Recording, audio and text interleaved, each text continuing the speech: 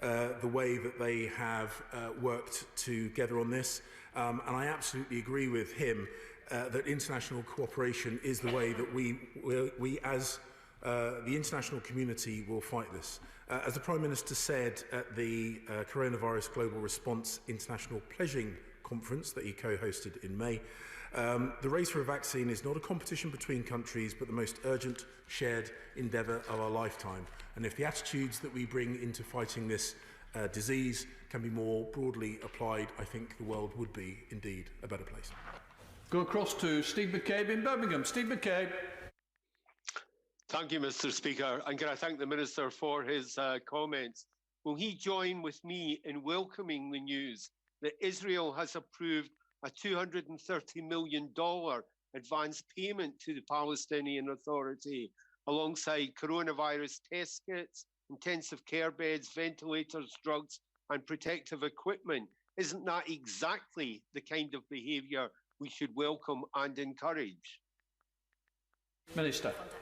I thank the honourable gentleman for the points he's made, and we have indeed commented positively to the Israeli government about the way that they have worked with the Palestinian Authority, and indeed I have made the same point to the Palestinian Authority representatives in the way that they have worked with the Israeli government.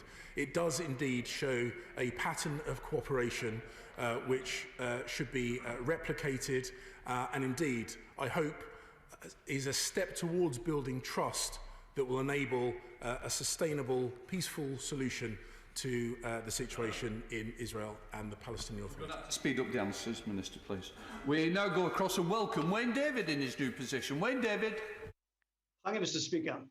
As has been said, there's encouraging cooperation between Israelis and Palestinians with regard to COVID-19.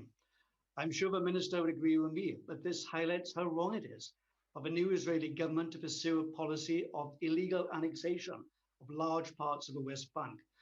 But my question is, what is the government doing to mobilise international opinion against this annexation? Thank you, Mr. Speaker. May I welcome the honourable gentleman to his place, though it is virtual.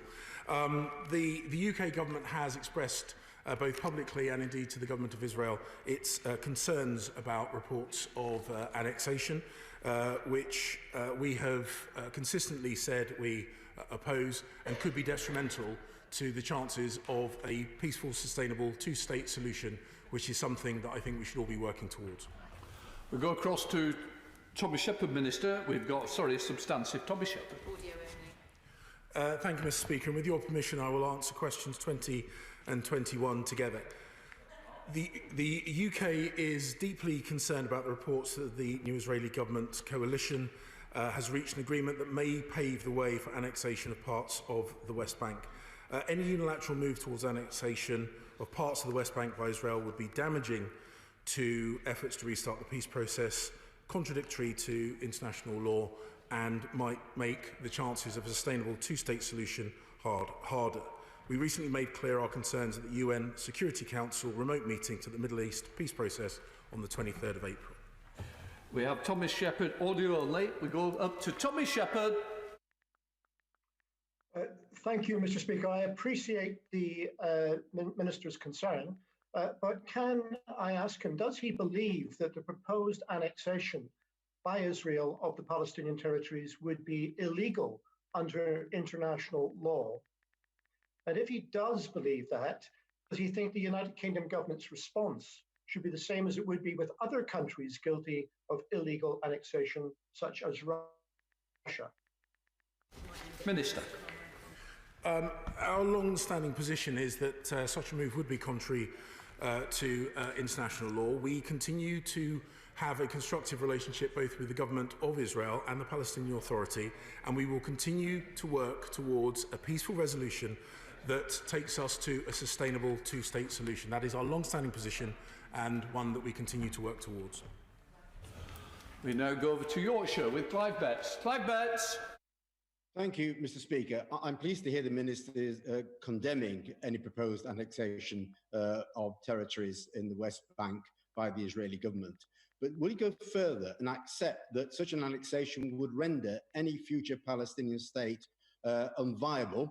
It would destroy its geographical integrity, and as such, it would actually render a two-state solution obsolete. So isn't it absolutely essential the government acts now with others to stop the Israelis annexing territory in the way that they are currently intending? Minister. Thank you, Mr. Speaker. As I said, our long-standing position is that we do not support the annexation of parts of the West Bank, and as I've already said, doing so could make a sustainable two-state solution harder. We support actions by the Israeli government, the Palestinian Authority, that take us closer to a sustainable two-state solution, and we express our concerns about anything which might put that at risk. I will now call Minister Nigel Adams to answer the substantive question tabled by Alistair Carmichael. Minister Nigel Adams. Thank you, Mr. Speaker. There have been a number of concerning recent developments in Hong Kong, and as co-signatory of the joint declaration, the UK expects the mainland Chinese authorities to respect Hong Kong's high degree of autonomy